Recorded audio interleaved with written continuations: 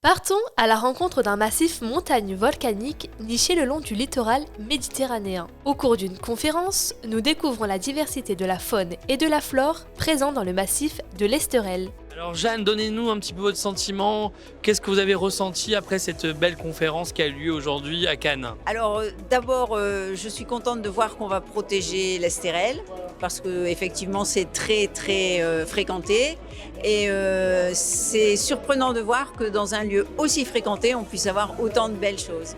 Et ça donne envie d'y retourner encore une fois. C'était vraiment très bien.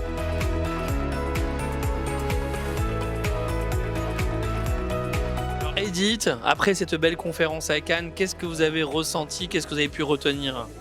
Beaucoup de choses parce que c'est déjà un sujet qui me touche beaucoup parce que l'Esterel j'adore, j'y vais souvent en randonnée et puis par Monsieur Cahuzac c'était vraiment exceptionnel comme voilà très intéressant à tout niveau, les plantes, les animaux, la faune, enfin voilà, c'est captivant quoi. J'ai apprécié.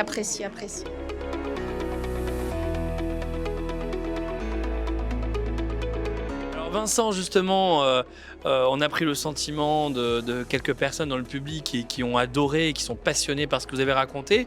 Alors pour ceux qui n'ont pas pu assister aujourd'hui à votre belle conférence, pouvez-vous nous expliquer en quoi ça consiste et qu'est-ce que vous avez présenté concrètement? J'ai présenté simplement le massif de l'Esterel tel qu'on le connaît quand on le parcourt, tel qu'on l'aime aussi, avec les choses que l'on voit pour un chacun, mais des choses que l'on ne voit pas non plus. J'ai aussi présenté donc le massif de l'Esterel sous son côté souterrain, le côté quelque peu interdit, le côté quelque peu aussi fantastique, en montrant aussi les riches minéraux qui ont été récoltés, qui ne le sont plus maintenant parce que les gisements sont épuisés, mais qui ont été récoltés sur ce massif. Et je n'ai pas tout montré, mais il y a une diversité importante donc, et une belle qualité d'esthétique dans tout ce qu'on a trouvé. Quelle est votre plus belle photo que vous avez prise? Là, la photo la plus belle que j'ai prise, je pense que dans tout ce que vous avez vu, c'est quand même l'hibou grand-duc qui est dans sa niche, là, dans la falaise. Déjà pour le trouver en pleine nuit, et voilà, pour le trouver. Et alors, j'ai pas les moyens photographiques exceptionnels, hein. J'ai juste un petit objectif de 100 mm avec un boîtier, bon voilà. Et donc, j'ai pas de téléobjectif. Et c'est ce qui m'a permis de faire cette photo parce que le flash et une exposition un peu plus forte a permis d'attraper l'animal presque sans le déranger et tout net.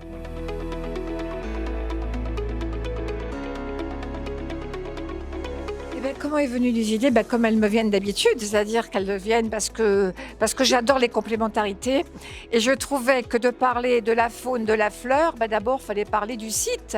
Et le site, ça me paraît, c'est l'essentiel, c'est-à-dire ce sont les fondations. Parce que sans fondation, les fleurs, elles poussent pas, les petites bêtes, elles courent pas. Voilà comment est venue l'idée. Et d'associer deux personnes quand même de compétences chacune bien distinctes. Compétences administratives, n'est-ce pas? Mais avec la connaissance du terrain. C'est-à-dire que ce n'est pas des administratifs au sens papier, des administratifs comme on régule un parc. Et ça, c'est extrêmement important.